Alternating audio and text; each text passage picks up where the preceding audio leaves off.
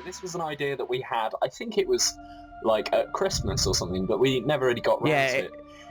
It was your idea, wasn't it? I think it was. We had this idea on air, and then because we had we said, right, we shall do our next episode after the exams. Here we are. We're going to go through forums on the internet and just kind of read people's opinions and then explain why they're wrong and we're not. Yes, obviously. I have found a feed on Digital Spy, right? And it's called Unpopular Opinions on Doctor Who, and I thought, well, that might be a good place to start, because there's probably going to be a lot of people on here. So there's one which I would like to highlight. I think Jordan's heard this one whilst my computer loads. Basically, there's lots of people here who have these opinions which are not necessarily shared with a lot of other people that people may seem as controversial. I saw one earlier, for example, where someone said that they thought that Sarah Jane was bland and boring and got very lucky and was one of the worst companions the show ever had, you know, which is interesting. So it's going to be unpopular opinion. Yeah, well, yes, it is. But the where is it? Where is it? Come on, internet work. You mind if I read out some numbers while you're doing that? Yes, right. Do that. Well, Jordan actually found this and passed it over to me, and I thought this was interesting. The Radio Times polled their readers, and it's about whether they think Peter Capaldi is a good doctor or not. Yeah. And I'm very pleased with the results, because 43% of people said that he's the best doctor ever. Which is, wow, that's a lot. It's not a majority, but it is the highest of the results. So, you know. Wow. And then just a little bit less than that, 38% of people said he's good, but he's not their favourite. Well, yeah, so yeah, 12, I would probably be in that category. Yes, well, yes, so would I. 12% said they were undecided, and 8% are saying bring back Matt Smith, which is... they're probably all every time the Doctor changes, there are people who go, no, bring back the last one. That's not the point. Yeah. That's not how it works. There's a strict cycle where when the new Doctor... retro-regenerate. Unless you're Tom Baker. Doctor... Yeah, when the Doctor regenerates, basically, he sort of everyone's like, oh, the last one was better. And then it gets to the point where it's like, oh, this guy's alright. And then it gets to the point at the end of his tenure where it's like, oh my god, this is the best Doctor ever, and I don't want him to go. And then the cycle starts again. But on that note, this person on this forum, it's that Ben Daniels, whoever he is, should have been cast instead of Peter Capaldi. But he also said this: the War Doctor should never have existed and should have been the 8th Doctor.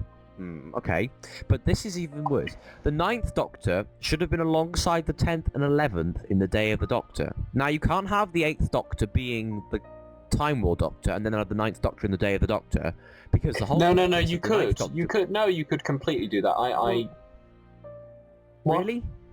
Is that you saying that, or them, that you couldn't have 8 and 9? Them saying it. No, I want to jump right in here. If you've got, the 8th Doctor fighting in the Time War, you could absolutely have 3 future Doctors. If anything, Chris Eccleston's Doctor would have added more depth to it, because he's immediately post Time War, and he would be the one going, oh, it was a terrible thing, it was a terrible, horrible thing, and he would, I think it would have been amazing to see him revisiting the war, and...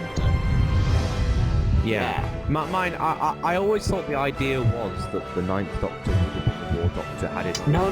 The idea was always that 9th Doctor had just regenerated when he showed up in Rose. Right. Because, of course, he hadn't seen his own appearance. Because he only sees his own... It's in Rose. He sees himself in the mirror for the first time and sort of judges his appearance, okay. So do you think the War Doctor should never have existed? Would you rather... No, I like the War Doctor as much as I like Paul McGann, his Doctor when he has darker times, like in Dark Eyes, the big Finnish audio series. I love Paul McGann playing dark Doctor sort of bits and doing this sort of darker side.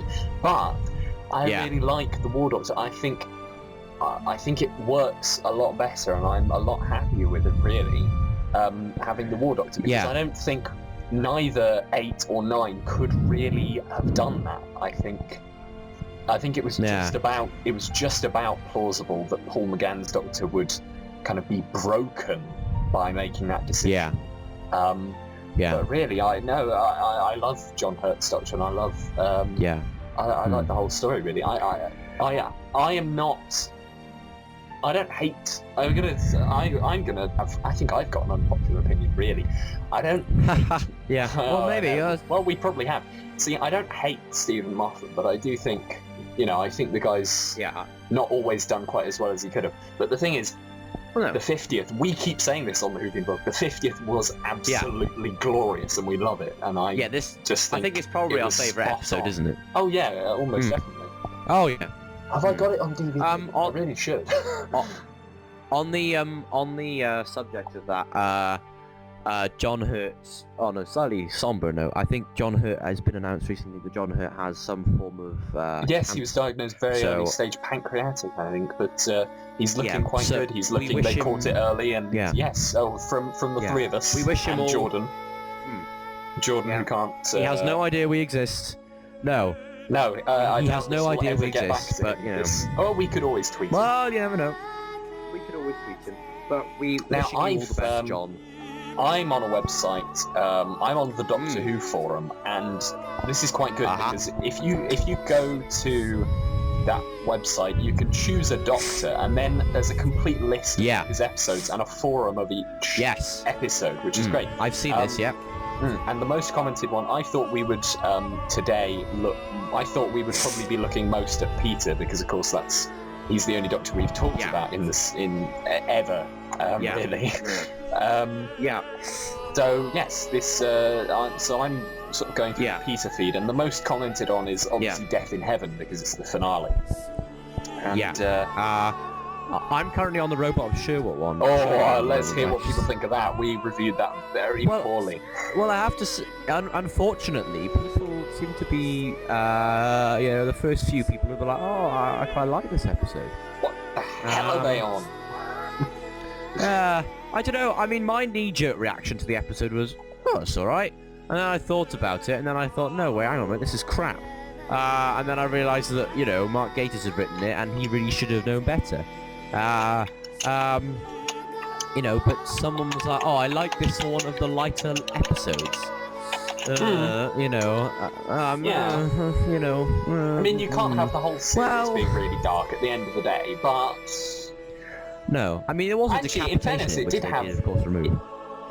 It did have some quite dark moments, like the one where he's scanning one of Robin's men, and he says, if you were real, you'd be dead in a matter of months, and he goes, I am real. And then, of course, by the end, we know he is real. They're not... The men were not robots, they were legitimate people. So actually, if you think about it, Will Scarlet died. Will Scarlet was very, very ill, so... If you think about it, it's not quite as light-hearted as it could have been. Well, but I think overall it's just it's too playful, really, and I just don't like the way that Mark Gatiss wrote 12th Doctor. And I just think he got completely. Although I quite like, I did very much like. I mean, on the Whovian blog, we often criticise the writing, but we very rarely criticise the acting, and I really liked. Ben Miller as. He was marvelous. He was a very good villain. He's a pantomime villain. I do like.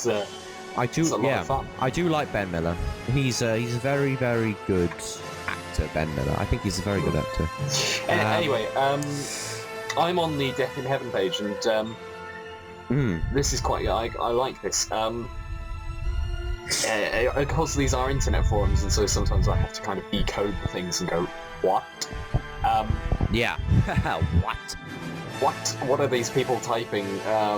Because they're using non-standard English. This person. I hate that. Well, whatever. Somebody said I've always liked Moffat's finales, and actually, there's a really good point. I actually I've told you about this, Ben, haven't I? The Big Bang, Matt Smith's first finale and Stephen Moffat's first finale, is the first ever Doctor Who season finale with a body count in the negatives, because people survived the episode who were dead at the beginning of it. Amy's parents were dead at the beginning of the episode, and by the end they're alive, and it's actually a really happy ending. And if you look at all the New Who finales up to that point, they were all really miserable and down. Yeah, they were. The series ended on a really the Big Bang is just like, yes, everything's great, wedding and all that stuff. So yeah, Moffat's finales, yes, in the beginning for the style, the title pops up, and they said that this Death in Heaven really made sense. Missy's genuinely creepy, which I think we can all agree. Yeah. But I'm going to kill you now. That's fantastic. And one of these points as well I like is Danny as a character is not entirely likable. He has nice moments. No. He's not constantly. He's not like. It's boring, really. It's almost boring when you've got a character that just you love all the time. When you have characters who do things and make mistakes, or not necessarily make mistakes, but characters who do things, get things wrong, and muck things up, and you just and everything, and you. I'm talking gibberish. Yeah. I'm sorry, but no, but we've talked about Danny at length, really, haven't we? We sort of said that. Personally, I'm not a massive fan of Danny. But I wouldn't say that. I mean, he's an interesting character, which is great. Yes, because he challenges the Doctor in a way which makes me do feel quite uncomfortable. In a way, because he's challenging your hero, really. Exactly. It's a bit hard to stomach, but you can't knock the way he is acted. Absolutely. And also, I do like the way that. Yeah, and I do like the way that he sort of. I'm glad that he leaves at the end of the series, but I like how he leaves on a noble, sacrificial. Yeah. He doesn't leave as a bad. You quite like him at the end, even at the very end. Yeah, you quite like him. You like him in a very annoying way. You're like, you have to kind of have a degree of respect for him because he's going to right the wrongs that he did. And also, the last comment that this character made is what they really liked about this episode is the deception and the tricks, the things at the beginning, like where they edited the next time to make it seem like Clara would be the bad guy, and the way they did that sort of thing. It was. Yes, deception is fantastic, and I agree. And now another. There's someone else. Oh, you go. I'll. There's one here. Someone said that they found it quite underwhelming. They said it was just okay. He didn't like the Master. He said the actress's performance was very annoying. He said, I know some of the older Masters were camp, but he put an apostrophe over Masters, which is wrong. But I felt that she really went too far. Last week I felt that the character being female now was nothing more than a gimmick, and my opinion hasn't changed. I like how her motivation was just to get the Doctor's approval, without an apostrophe. This has been an aspect of the Master's character that hasn't really been seen since Delgado's incarnation, which is a shame since it makes their relationship more interesting. And I'm glad it has been included here. He's getting a bit confused, but I mean, got mixed messages, really. Yeah, he said he was disappointed that Chris Addison didn't get any screen time with Capaldi. Fair enough, the thick of it. Free Ollie from the Nethersphere 2014. Yeah, but he gave it a 5 out of 10. But I mean, that's not such a bad opinion, is it really? Yeah, I know. Now, this is another episode that we reviewed unfavourably. I think it's really interesting to note that you and I said we were going to start out this and talk about people's opinions and criticise their opinions. We're more criticising their grammar and spelling than we're criticising their opinions. Yeah, we should concentrate more on issues and less on personalities. Well, I'm quite happy to report that most of the opinions heard haven't been too ridiculous, so it's not. Let's find more ridiculous opinions. Jordan, can you track some down from behind the microphone? Yeah, if you wouldn't mind, some Jordan. Really ridiculous stuff about how we should bring back McCoy and he should come back as the Doctor. Something something. I don't dislike. Hang on a minute. Hang on. Are you on the one about In the Forest of the Night? Yes, I am. Yeah. Have you seen Have you seen what the Craig, the Emperor, has written at the beginning of his review? He says, another great episode. What on earth? Is this man on heavy-duty crack? What? I think he's had a double dose of the ketamine. I'm a children's writer, that's what I want to be. You're not a very if you good want one. to be a children's writer, why are you writing for Peter Capaldi, the Dark Doctor? What? Yeah. Then again, you know what? I'd quite like to see Peter Capaldi sort of as his kind of, 12th Doctor, thick of it, sort of really grumpy Scotsman character. Which is basically, yeah, I'd like to see that character going into like a fairy tale sort of world with all this sort of sugar and rainbows and stuff, and him just kind of there going, rubbish. Don't like it at all. Yeah, perpetually annoyed. Just really angry. Shut up. There's this other person who says, oh boy, what an episode. I've just finished watching the episode, and the words jaw-dropping come to mind, especially at the end, but I think that could be classed as a grand-scale spoiler. What? What is wrong with this person? My favourite, my award for concise review goes to the Crinoid Man for That Was Dreadful, which is spot on and short as, review the thing in 3 words. It's great. The Crinoid Man is the same man who gave... Sorry, the Crinoid Man was the same man who gave the messages about Missy earlier and how he didn't really like... Well, he thought the Death in Heaven was a bit average. So that's who he is. But anyway, sorry, carry on. Jordan has just put one in the chat. Look at the... Jordan's just put a couple a rubbish opinion or an unpopular opinion in the chat. If you would like to have a look at that, I would just like to say my award for what chat? Which one? The TeamSpeak. On TeamSpeak. Yes. Right. Okay.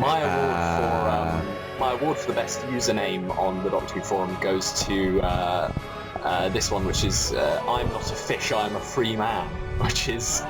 How on earth did you come up with that username? That's fantastic. I'm not a fish. I'm not a fish. I'm a free man. Is that what it is? Yeah, I'm not. Right. I'm just clicking on some links from the feed. There's a. Should I read the one about companions? This is great. Go on then. I'll read that out. Okay. So an unpopular opinion that Jordan has found was Martha is my favourite companion, followed by Clara, Rory, and Craig. Jack is my least favourite companion. Yeah, Craig. James Corden, the fellow who shared Matt Smith shared a flat with him. Not really. He wasn't really a companion. He's appeared twice. He's never been in the TARDIS, has he? Jack is my least favourite companion, and I think he ruined every episode he appeared in. I also don't like Amy. Oh my. Oh, I can kind of understand the not liking Amy thing. She's a bit, she's a bit Scottish, isn't she? Is this? I feel I shouldn't get involved in this as an Englishman. You, the Welshman, insulting. What the hell would the church think of that? What the hell would the church think of that? That should be how we end every episode. Yeah. Yes. No, yes. I completely disagree with the thing about Jack. He's certainly not my favourite, but I think he's good. He's certainly he was a lot of fun in his interactions with Christopher Eccleston when they were sort of like playfully flirting with each other. Do you remember Boomtown? Did you watch that? Have you ever seen that one? Yes, and Mickey and Rose start sort of kissing or whatever, and Jack looks at the Doctor and goes, "How come I never get any of that?" And the Doctor goes, "Buy me a drink first." Jack goes, "Oh, you're such hard work," and the Doctor goes, "Yes, but I'm worth it." Jack. All companions aren't, perfect all the time. I think everybody. I think anyone would be hard pressed to find a character that they love all the time. But I disagree with this entirely. I think it's very simple. Yeah, I completely disagree with that. I'm just trying to look for. I am not a fish. I am a free man. It's posted in the Forest of the Night chat. Perhaps Clara is already dead. No one's told her. Like, you know, all the Splinter copies that ended up throughout time, they all ended up dying. Perhaps Clara is already dead, but nobody's told her. Oh wow! Well, that's there is a great theory. I personally wanted her dead at Christmas, but she's still not gone. Is that an unpopular opinion? No, I don't think it should be. I think we should have a conversation about that at some point. Maybe not today, but on. Jenna Coleman said she was leaving at Christmas, and she didn't, and I'm disappointed. And the thing is I think originally she'd said to Moffat, right, I'm leaving at the end of Series 8, and he wrote the script, but he was in the process of writing the script, hang on a minute, no, I want to stay, right, and then he writes the Christmas script, and then, you know, the ending is written. If you watch Last Christmas, you could see the ending is there for Clara to leave, and then oh no, I'm going to stay. It's just like, go away, you know, just go away, just you know, just leave. Quit while you're ahead. Stop hanging on to the... why, without wishing to bring politics into this, there's a reason why if you serve a third term as a Prime Minister, you become so inherently unpopular that things get bad. And this is what happens, is when you hang on for too long, is no one ever remembers you for all of the good things you did. Because to be fair, Clara's certainly not the worst companion, but she's not one that's deserved of such a long tenure. Because no, she's not good enough to be here for ages and ages and ages. Ben, let's have a little round of who is the worst companion ever, and I mean all time. I know you don't know much classic Who. This is an interesting one. And I think Jordan can't speak. Jordan, put your opinion in the chat, and we shall read it out for you. Would you like to go first, Milo? Do you have? I'd say the least thought out, certainly the least thought out companion.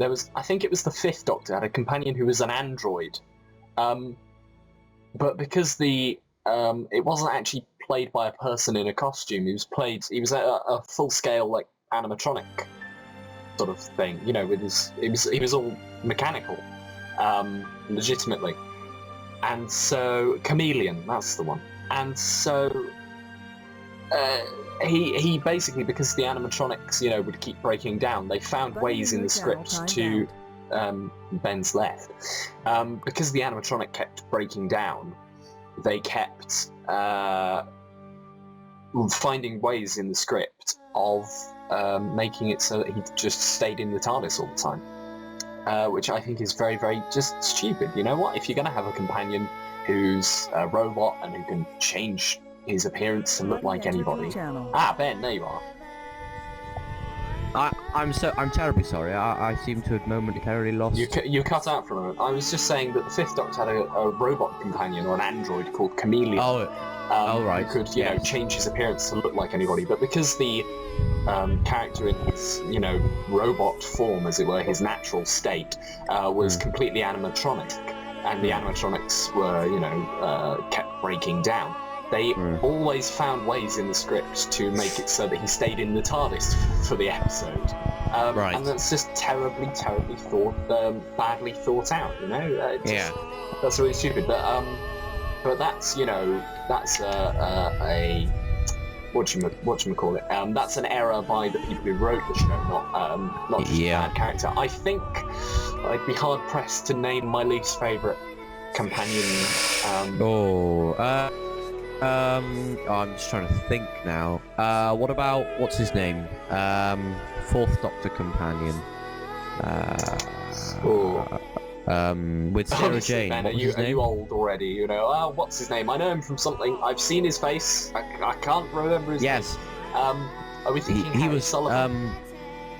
Yes, we are. Harry Sullivan. Yes, Harry Sullivan. Yes, there's a marvelous thing where, because of course he's a medical doctor. You know, he's an army, not an army. I think he's a naval doctor actually. But he is, you know, Doctor Harry Sullivan, and he.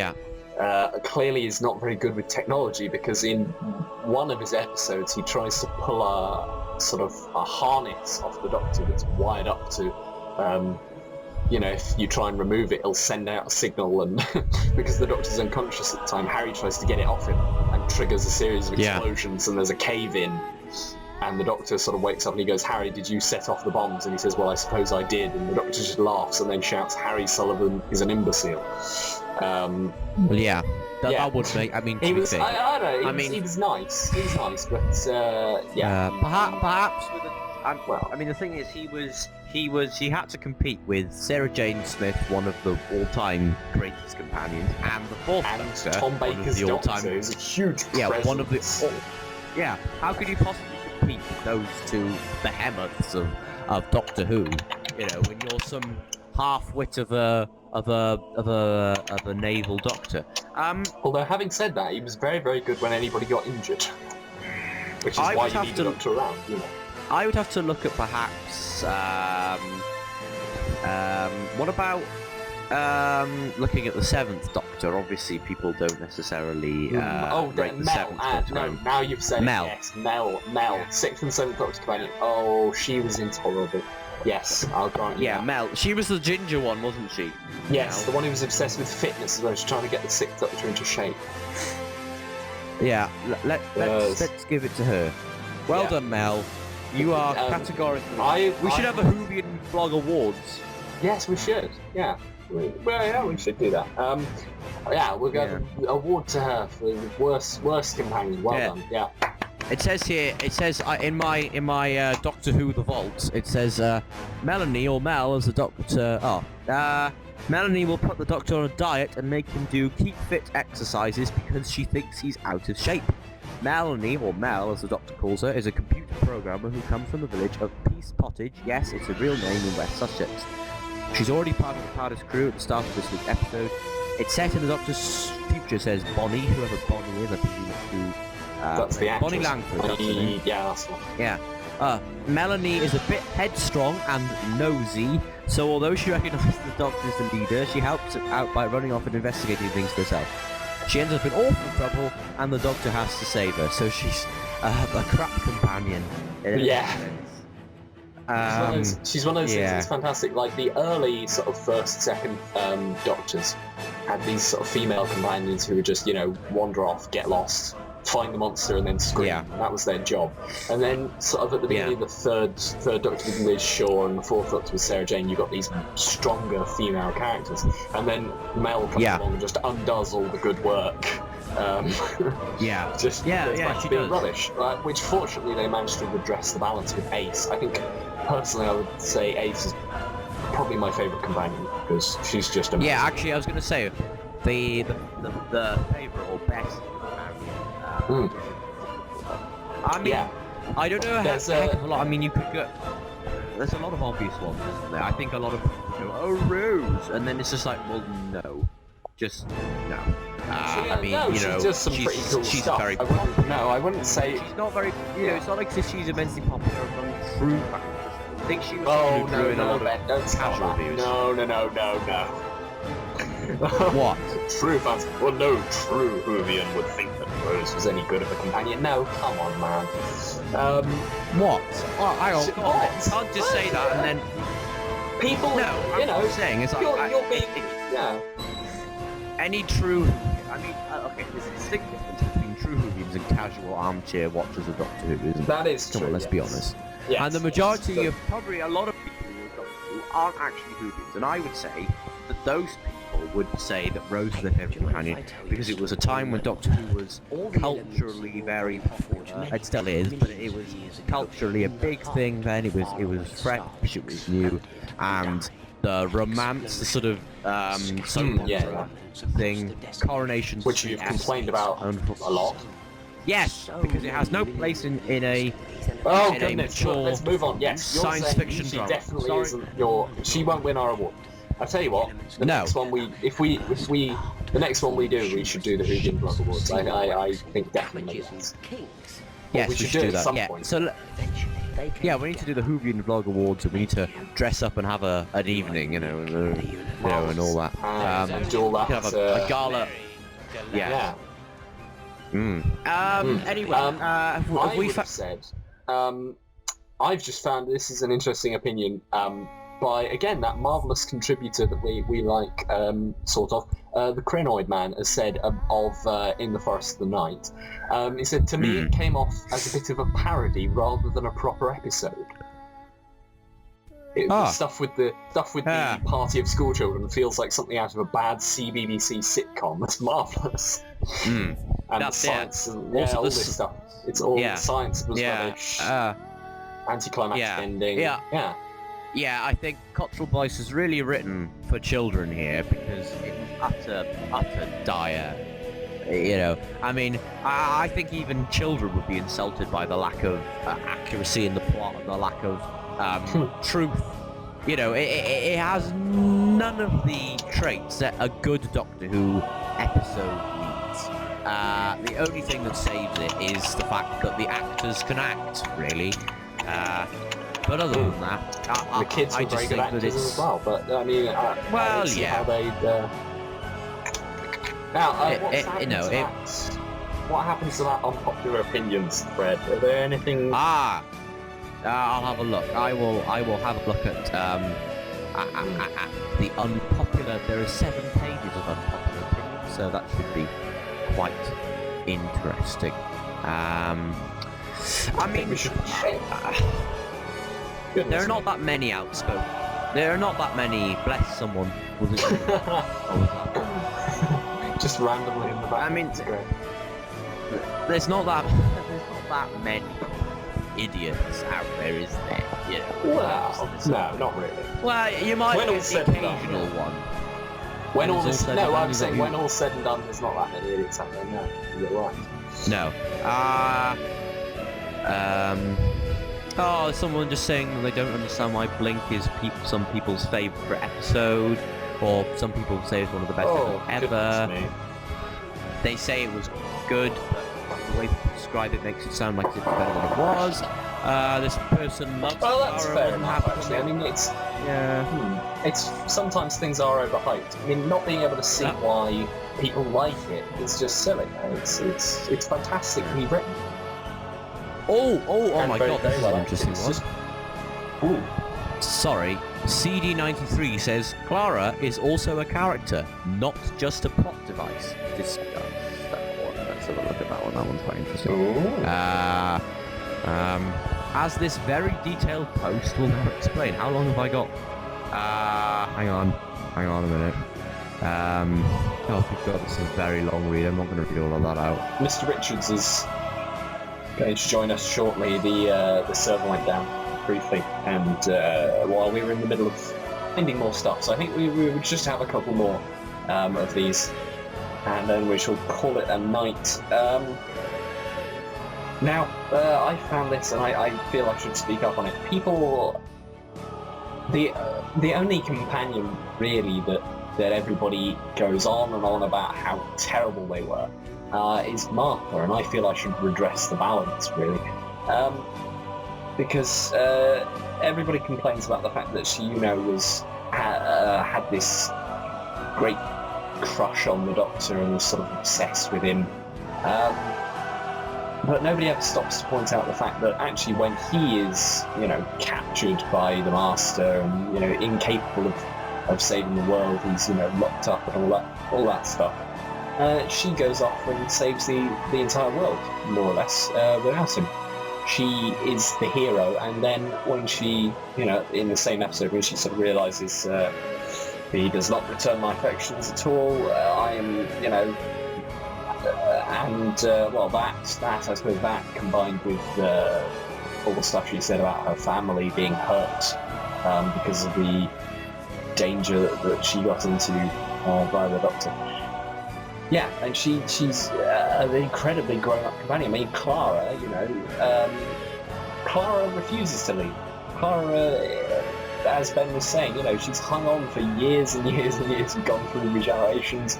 All this stuff's happened to her, and she just, Danny says, leave, stop this. It's bad for you. And she carries on doing it, regardless. She just won't stop travelling with this man.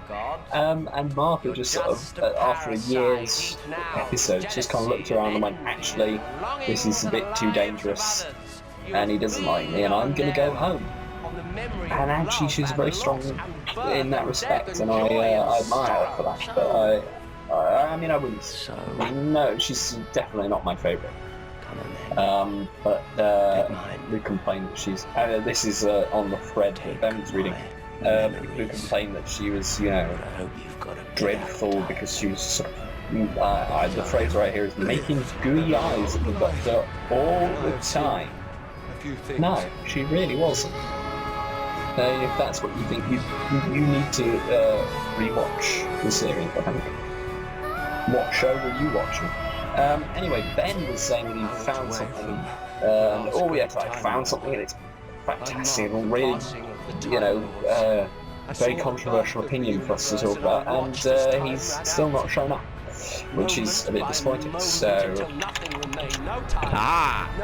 you are now. Ben, I've just talked a bit about Martha. But you were saying you found something very good for us to pick apart and.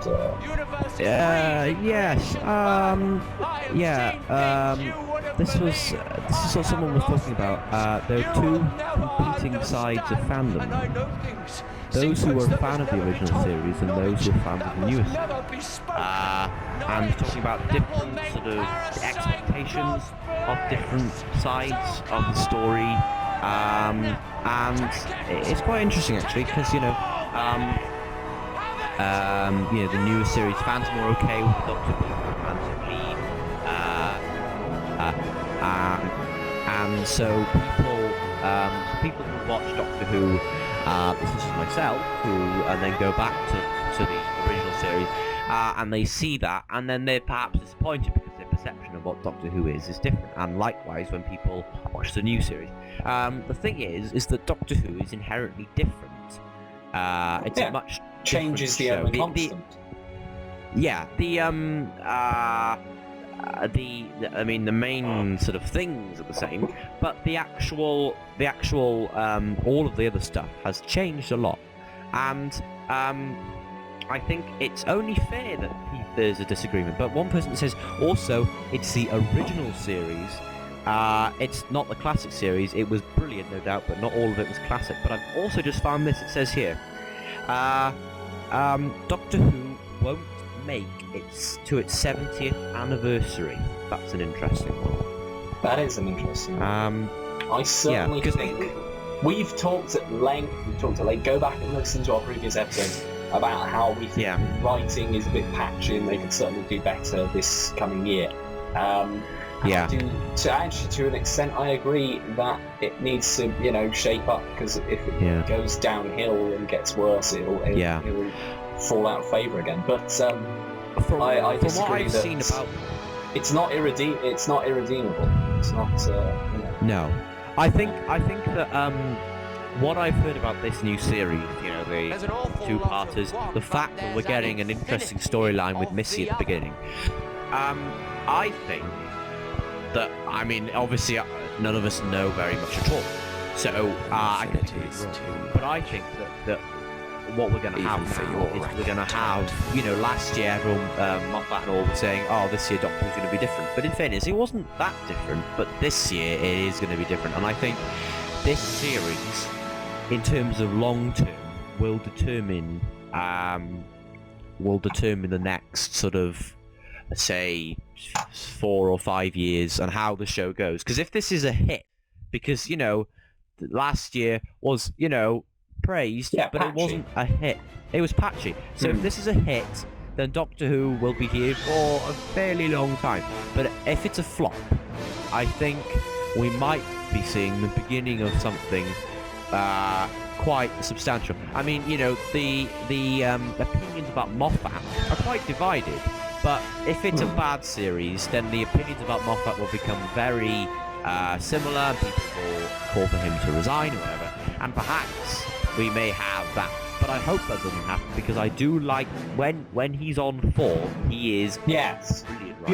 I would say, I think that he should step down as the head honcho. I think we do need new management, but I think I would love for him to continue writing the odd episode here and there because Yeah. and to get really good episodes out of him. But I think overall, I think we do need somebody to come in at the top and give it a better. But yeah, I think that should be. I honestly have no idea. I don't know who would. It's Because it's a different. It is a job. different. Well, let's face it. It's a different skill set being in charge of the entire program than it is writing the odd episode.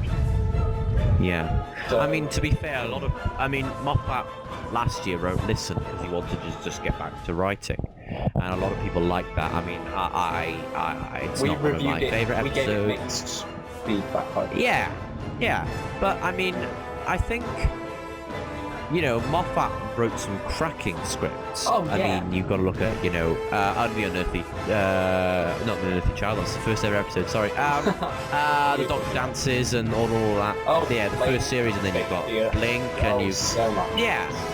I mean, I think the 50th... I mean, the thing about the 50th is I don't want to get into this again, but I think, to be fair, Doctor Who had a rough few years. I mean, Series 6 was a bit of a dud, let's be honest. Oh, yeah, I mean, the stories, and Series 7 didn't really get off to a cracking start. Second half of Series 7 was sort of a bit wishy-washy, and then back, in the middle you get this 50th anniversary special, which is just amazing.